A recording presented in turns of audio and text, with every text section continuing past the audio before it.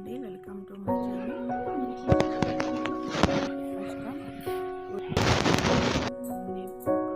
కడిగి జస్ట్ కాలి పెట్టుకొని దానికి వెనకాల ఉన్నదంతా కోసేసి ముక్కుతో సహా అంతా తుడిచిపెట్టుకోవాలి. కోసేసిన తర్వాత చెమ్మ లేకుండా అంతా ఆరబెట్టుకొని ఒక టబ్లో వేసేసి సాల్ట్ కలుపుకొని పెట్టుకోవాలి. అందులోనే మనము సాసలు ఆవపిండి కోసం సాసలు సిమ్లో పెట్టుకొని సాసలు అన్నిటినీ బాగా వేపుకోవాలి. చుటచుటా అని వస్తాయి, బాగా స్మెల్ వస్తాయి అన్నమాట. అంతవరకు వేపుకోవాలి. ఆ తర్వాత మళ్ళీ అట్లనే మెంతులు కూడా సిమ్లోనే పెట్టుకొని వేపుకోవాలి. కొద్దిగా నేను వేడి చేసినాను, అట్లనే జీలకర్ర కూడా వేపు పెట్టుకోవాలి. మొత్తం వేపుకున్నాక మళ్ళీ చల్లార్చి పెట్టుకొని అన్నిటిని సపరేట్గా వాటిని పొడి చేసి పెట్టుకోవాలి. అంతలోపు అవి చల్లారేలోపు మనం ఏం చేసుకోవాలంటే ఉప్పు కలిపి పెట్టుకున్నాం కదా, అందులోనే దానికి సరిపడా కారం వేసుకోవాలి. మేమైతే ఆడ 5 కేజీల కాయలకి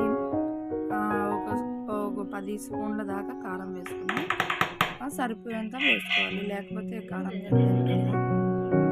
అందులోనే మనం ఆవపిండి,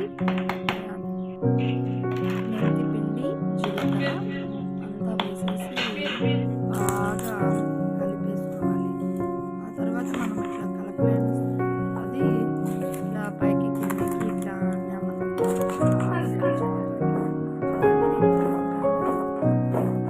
ఇట్లా అనడం వల్ల కింద బాగా మొత్తం మసాలా అంతా ముక్కలు పడుతుంది. నెయ్యి దానికి సరిపడా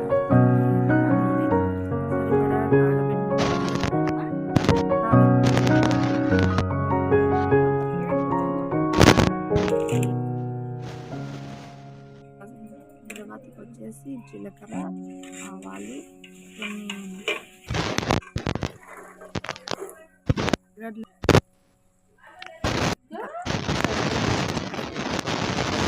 కొన్ని స్పైస్ వాసన కోసము కరివేపాకు కూడా కట్ చేసి వేపుకొని పక్కన పెట్టుకోవాలి.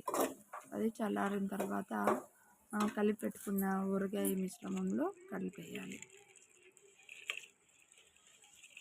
అలా కలిపేసుకున్న తర్వాత మనము ఒక మంచి క్లాత్ తీసుకొని దీనికి పల్చటి క్లాత్ తీసుకోవాలి, దీనికి కట్టేసేసి ఊరబెట్టుకోవాలి.